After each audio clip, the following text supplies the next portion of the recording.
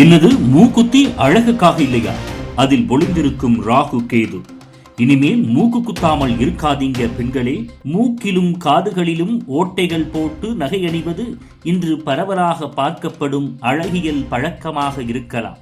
ஆனால் நம் முன்னோர்கள் இதனை ஒரு உடல்நல பராமரிப்பு முறையாகவும் ஆன்மீக சிந்தனையாகவும் பின்பற்றி இருந்தனர். இப்போது அந்த பழக்கத்தில் உள்ள மறைக்கப்பட்ட அறிவியல் ஆன்மீக பின்னணிகளை விரிவாக பார்ப்போம். முதலில் மூக்கிலோ காதிலோ ஒரு சிறிய ஓட்டை வைப்பது அந்த பகுதியின் நரம்புகள் மற்றும் சுரப்பிகளை தூண்டுகிறது. இது ஒரு சிறிய அறுவை சிகிச்சை போல செயல்பட்டு எதிர்காலத்தில் பெரிய அறுவை சிகிச்சை தேவைப்படும் நிலையை தடுக்கக்கூடும் எனும் நம்பிக்கை இருக்கிறது. சித்த மருத்துவ கோணத்திலும் இதற்கான ஆதாரங்கள் உள்ளன. மேலும் மூக்கின் இடதுபுறத்தில் ஓட்டை வைப்பது ராகு கிரக பாதிப்பை சமனாக்கும் என பாரம்பரிய ஜோதிட கோட்பாடுகள் கூறுகின்றன.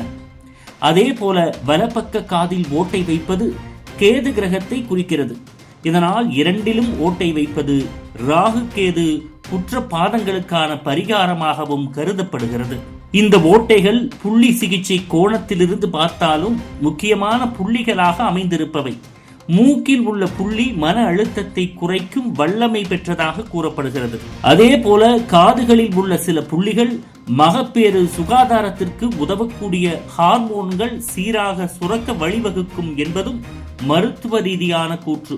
இது மட்டுமல்ல, நம் பாரம்பரியத்தில் பெண்கள் 2-3 காது ஓட்டைகளை வைத்திருப்பது வழக்கமாக இருந்தது.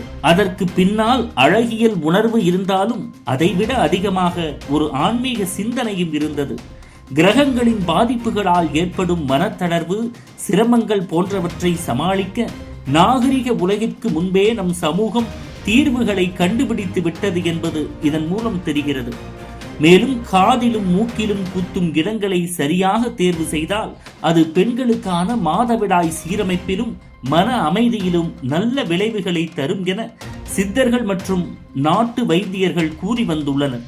இந்த அறிவியல் புரிதல்களுடன் இணைந்ததே நம் நாட்டில் பெண்கள் பல்லாயிரக்கணக்கில் மூக்குத்தி காது நகைகள் அணிவதற்கான பழக்கம் வந்தது. இன்னும் பாட்டிமார்கள், பழைய பாட்டிகள் எல்லாம் இடது மூக்குத்தி போட்டா ராகுவை அடக்கலாம், வலது காது குத்தினா கேதுவும் அமைதி அடையும் என சொல்லிக் கொண்டே வந்திருக்கிறார்கள். அவர்கள் சொன்னது வெறும் பழமொழி அல்ல, அனுபவத்தில் இருந்து வந்த அறிவியல் உண்மைதான்.